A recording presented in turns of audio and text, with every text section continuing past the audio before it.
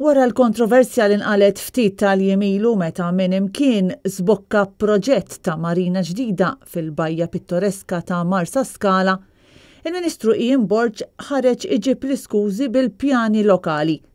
Stqarrija li ma niżlet tajjeb xejn mal-iskalin u li twarrab kull opinjoni li jista' jkollhom ir-residenti ta' dan ir-raħal fin-nofsinhar ta' pajjiżna. Fil-waqt li Ian Borg qed jinsisti li minkejja kollox din il-marina trid issir għax żdiedu wisq il-jottijiet, b'dan l-argument qed jipprova jikkonvinċi għalfejn il-marina trid bilfors issir. Din il-ġimgħa il-Ministru Ian Borg qal li jew issir il-marina inkella ma jistgħux jiġu rreġistrati pleasure boats ġodda.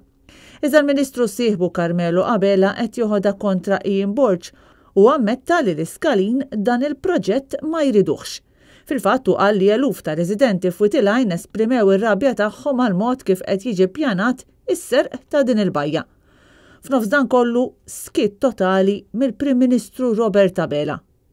B'kuntrast il-Partit Nazzjonalista permezz tal-kunsilliera tiegħu John Baptist Camilleri u Errol Kutajjar qiegħed jiġġieled biex l-iskalin jibqgħu igawdu l-bajja tagħhom. Bajja pittoreska li toffri wkoll spazju fejn ħafna iqattaw il-ġranet tas-sajf tagħhom jommu u jirrilassaw. Xi ħaġa li żgur ma tibqax possibbli jekk din iż-żona tinbidel f'marina.